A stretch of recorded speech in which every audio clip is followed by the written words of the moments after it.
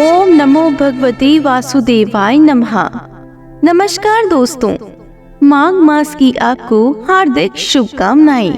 आज इस वीडियो में हम आपको माघ मास का दूसरे दिन का महात्म्य सुनाएंगे। राजा के ऐसे वचन सुनकर तपस्वी कहने लगा, हे राजन, भगवान सूर्य बहुत शीघ्र उदय होने वाले हैं, इसलिए यह समय हमारे लिए स्नान का है, कथा का नहीं। सो आप स्नान करके अपने घर को जाओ और अपने गुरु श्री वशिष्ठ जी से इस महात्म्य को सुनो। इतना कहकर तपस्वी सरोवर में स्नान के लिए चले गए और राजा भी विधि पूर्वक सरोवर में स्नान करके अपने राज्य को लौटा और रनिवास में जाकर तपस्वी की सब कथा रानी को सुनाई। तब सूत जी कहने लगे कि महाराज, राजा ने अपने गुरु वशिष्ठ जी से क्या प्रश्न किया और उन्होंने क्या उत्तर दिया, सो कहिए। व्यास जी कहने लगे, हे सूत जी, राजा दिलीप ने रात्रि को सुख से सोकर प्रातः समय ही अपने गुरु वशिष्ठ जी के पास जाकर उनके चरणों को छूकर प्रणाम करके तपस्वी के बताए हुए प्रश्नों को अति नम्रता से पूछा। गुरु जी, आपने आचार, दंड, नीति, राजधर्म तथा चारों वर्णों के चारों आश्रमों की क्रियाओं, दान और उनके विधान, यज्ञ और उनकी विधियां, व्रत, उनकी प्रतिष्ठा तथा भगवान विष्णु की आराधना अनेक प्रकार से तथा विस्तार पूर्वक मुझको बताई। मैं अब आपसे माघ मास के स्नान के महात्म्य को सुनना चाहता हूँ।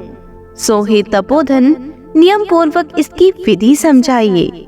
गुरु वशिष्ठ जी कहने लगे कि हे राजन, तुमने दोनों लोगों के कल्याणकारी, वनवासी तथा गृहस्थियों के अंतकरण को पवित्र करने वाले माघ मास के स्नान का बहुत सुंदर प्रश्न पूछा है। मकर राशि की सूर्य के आने पर माघ मास में स्नान का फल गौ, भूमि, तिल, वस्त्र, स्वर्ण, अन्न, घोड़ा आदि दानों तथा चंद्रायण और ब्रह्मकोश व्रत आदि से भी अधिक होता है। वैशाख तथा कार्तिक में जप, दान, तप और यज्ञ बहुत फल देने वाले हैं, परंतु माघ मास में इनका फल बहुत ही अधिक होता है। माघ में स्नान करने वाला पुरुष राजा और मुक्ति के मार्ग को जानने वाला होता है। दिव्य दृष्टि वाली महात्माओं ने कहा, जो मनुष्य माघ मास की सकाम या भगवान के निमित्त नियम पूर्वक माघ मास में स्नान करता है, वह अनंत फल वाला होता है। उसको शरीर की शुद्धि, प्रीति, ऐश्वर्य तथा चारों प्रकार के फलों की प्राप्ति होती है। अदिति ने 12 वर्ष तक मकर संक्रांति में अन्न त्याग कर स्नान किया। इससे तीनों लोकों का उज्जवल करने वाले 12 पुत्र उत्पन्न हुए। माघ में स्नान करने से ही रोहिणी, सुभगा, अरुंधति दानशीलता हुई और इंद्राणी के समान रूपवती होकर प्रसिद्ध हुई।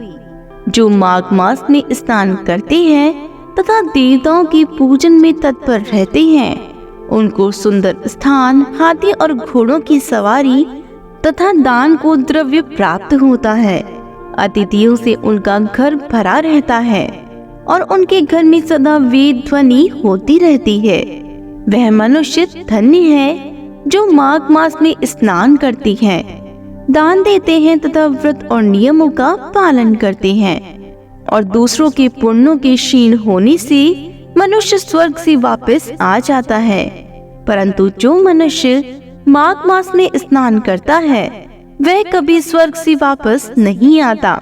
इससे बढ़कर कोई नियम, तप, दान, पवित्र और पाप नाशक नहीं है। भृगु जी ने मणि पर्वत पर विद्याधरों को यह सुनाया था। तब राजा ने कहा, ब्राह्मण, भृगु ऋषि ने कब मणि पर्वत पर विद्याधरों को उपदेश दिया था, सो बताइए। तब ऋषि जी कहने लगे कि राजन, एक समय 12 वर्ष तक वर्षा न होने के कारण, सब प्रजा क्षीण होने के कारण संसार में बड़ी उद्विग्नता फैल गई। हिमाचल और विंध्याचल पर्वत की मध्य का देश निर्जन होने के कारण श्राद्ध तप तथा स्वाध्याय सब छूट गया। सारा लोक विपत्तियों में फंसकर प्रजाहीन हो गया। सारा भूमंडल फल और अन्न से रहित हो गया। तब विंध्याचल से नीचे बहती हुई नदी के सुंदर वृक्षों से आच्छादित अपने आश्रम से निकलकर श्री भृगु ऋषि अपने शिष्यों सहित हिमालय पर्वत पर गए। इस पर्वत की चोटी नीली और नीचे का हिस्सा सुनहरी होने से सारा पर्वत पीतांबरधारी श्री भगवान के सदृश लगता था। पर्वत के बीच का भाग नीला और बीच बीच में कहीं कहीं सफेद स्फटिक होने से तारों से युक्त आकाश जैसी शोभा को प्राप्त होता था। रात्रि के समय वह पर्वत दीपकों की तरह चमकती हुई दिव्य औषधियों से पूरित किसी महल की शोभा को प्राप्त होता था। वह पर्वत शिखाओं पर बांसुरी बजाती और सुंदर गीत गाती हुई किन्नरियों तथा केले की पत्तों की पताकाओं से अत्यंत शोभा को प्राप्त हो रहा था। यह पर्वत नीलम, पन्ना, पुखराज तथा इसकी चोटी से निकलती हुई रंग बिरंगी किरणों से इंद्रधनुष के समान प्रतीत होता था।